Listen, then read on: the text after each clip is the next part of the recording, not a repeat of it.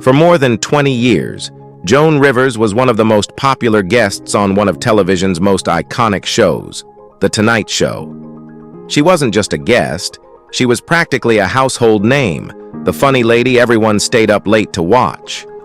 But then, one decision changed everything. Joan Rivers chose to host her own talk show, and in doing so, went head-to-head with the undisputed king of late-night Johnny Carson. This decision didn't just end her appearances on The Tonight Show, it ended her friendship with Carson himself, a friendship that had been so pivotal to her career. So, is it the only reason behind Rivers' professional disappointment and personal tragedy? Or was there more to the story? Well, keep watching because in this video, we'll uncover the truth behind Johnny Carson and Joan Rivers' legendary feud. A struggling comic's rise to stardom. Before she became a household name, Joan Rivers' journey was anything but glamorous. Born Joan Malinsky in Brooklyn, New York, in 1933, she originally set her sights on becoming a dramatic actress. However, by the mid-1950s, she found herself drawn to comedy, a realm dominated almost entirely by men. With her razor-sharp wit and fearless sense of humor, she started performing in small clubs, struggling to break through in a field where female comedians were rare and often overlooked. Rivers shared stages with now legendary names like Woody Allen, Richard Pryor, and George Carlin. But while they seemed to soar to stardom, Rivers was left grinding it out in dimly lit cabarets. Her first appearance on The Tonight Show with host Jack Paar was, in her own words, a disaster.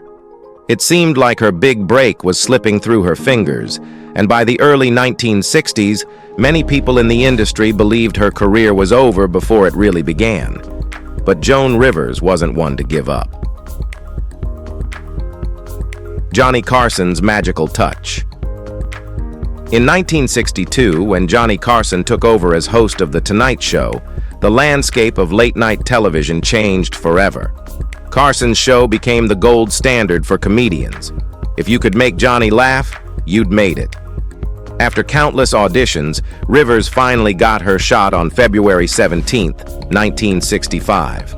Her performance was electric, filled with her unique observational humor that took no prisoners. Carson was visibly impressed. He invited her to sit next to him on the couch, the sacred throne of late-night approval. Right there on live television, he turned to Rivers and said, "You're going to be a star." Those words were more than a compliment. They were a prophecy. Almost overnight, Rivers became a sensation. She started getting high-profile gigs, her calendar filled up, and soon, she was writing for The Tonight Show itself. Carson had become more than just a mentor to Rivers. He was her gateway to fame, the one who took a chance on her when others wouldn't.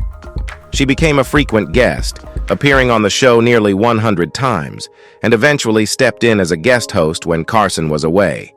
Their on-screen chemistry was undeniable, a dance of quick-witted banter that left audiences in stitches. Despite their professional relationship flourishing, the two were not close off camera, primarily due to Carson's famously private nature. A deal with the devil? By the mid-1980s, Rivers' loyalty to Carson began to waver.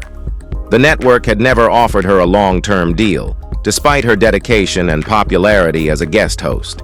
Rumors started swirling that NBC was lining up potential successors for Carson, but Rivers wasn't even considered. Feeling sidelined, she began exploring other opportunities. Enter Barry Diller, the ambitious Fox television executive who saw an opportunity to build his new network around Rivers. He offered her a deal she couldn't refuse, $10 million to become the first woman to host a late-night talk show. Not only that, but he also promised her husband, Edgar Rosenberg, the role of producer. For Rivers, it was more than just a job offer. It was validation, a chance to step out of Carson's shadow and create something that was entirely her own. Rivers later said that accepting the offer was the biggest mistake of her life. She didn't tell Carson about the deal in advance, fearing that the Fox executives might pull out if he got wind of it.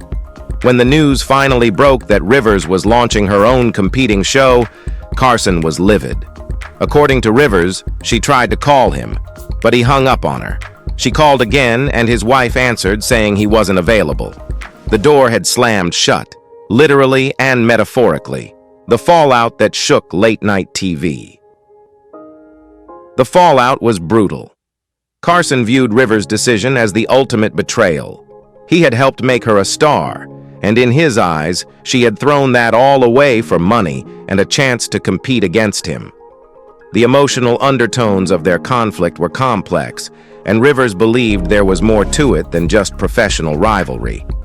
She once remarked, "I think he really felt that because I was a woman, I was just his, that I wouldn't leave him."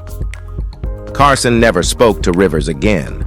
Not when her show premiered, not when it struggled to find its footing, not even when her life seemed to crumble in the aftermath. He shut her out of his world entirely, as if she had never existed. In her own words, she said that losing Carson's friendship hurt more than anything else in her life. The price of ambition. The debut of The Late Show. Starring Joan Rivers on October 9, 1986, was marred by difficulties from the start. Many local affiliates refused to air it, out of either loyalty to Carson or fear of Rivers' brand of comedy. Celebrity guests avoided the show, knowing that Carson's team had made it clear. If you appeared on Rivers' show, you were banned from The Tonight Show. The ratings plummeted, and Rivers found herself fighting a losing battle. The professional strain bled into her personal life. The relationship with her husband and producer, Edgar Rosenberg, became increasingly strained as they both clashed with the Fox executives. When the network demanded that Rivers fire her husband, she refused. In May 1987, less than a year after the show's debut, both Rivers and Rosenberg were fired. 3 months later, Rosenberg tragically took his own life, leaving Rivers devastated and financially shattered. Picking up the pieces. The aftermath of the Carson-Rivers fallout was not just the loss of a mentor and friend. It was the darkest period in Joan Rivers' life. Her husband's death and the collapse of her show left her grappling with grief, guilt, and a sense of betrayal that seemed to echo in every corner of her career. She was blacklisted from late-night television, shut out of the very world that she helped build. But if there was one thing Joan Rivers had always been, it was resilient. She reinvented herself, turning to daytime television, where she eventually won an Emmy for her talk show. She dived into the world of home shopping, launching a successful jewelry line that brought her financial stability. She returned to stand-up, where her biting humor was sharper than ever, unafraid to poke fun at herself and the industry that had once turned its back on her. Yet, through all the triumphs of her comeback, there was one stage she never returned to: The Tonight Show. Carson's grudge against her was so strong that even after he retired, his successor, Jay Leno, also kept her off the guest list. It wasn't until Jimmy Fallon took over in 2014 that Rivers finally set foot on that stage again. In a bittersweet moment, Fallon brought out a photo of her with Carson, reminding everyone of the night when he'd declared she would become a star. Joan Rivers' legacy and Carson's unforgiving silence. Despite all the pain and professional setbacks, Rivers never lost her admiration for Johnny Carson's talent. She frequently acknowledged him as the greatest straight man in comedy and the most brilliant late-night host ever. But she also didn't mince words about his flaws, calling him a mean son of a, in her blunt, no-holds-barred style. When Carson passed away in 2005, Rivers expressed her sadness, but the wounds between them remained open, never to be healed. It was a tragic end to a partnership that had once seemed unbreakable, a reminder that in show business, loyalty can be a double-edged sword. Their falling out wasn't just a personal rift, it was a seismic shift in late-night television, altering the dynamics of the industry forever. A comedy queen's enduring spirit. Joan Rivers' story is one of resilience, tenacity, and the willingness to risk everything for a chance at greatness. Her relationship with Johnny Carson was a defining chapter in her life, both the rocket that launched her career and the storm that nearly destroyed it. But even after the darkest of times, she emerged stronger, a trailblazer who shattered the glass ceiling of late-night TV and paved the way for future generations of female comedians. Their story is more than just a tale of friendship gone wrong. It's a testament to the complexities of ambition, loyalty, and the high cost of breaking free from a mentor's grasp. In the end, Joan Rivers' legacy isn't just defined by her fallout with Johnny Carson, but by her incredible ability to rise, laugh in the face of adversity, and redefine what it means to be a star. So, let us remember Joan Rivers as the comedy queen who never backed down, even in the face of her greatest challenge.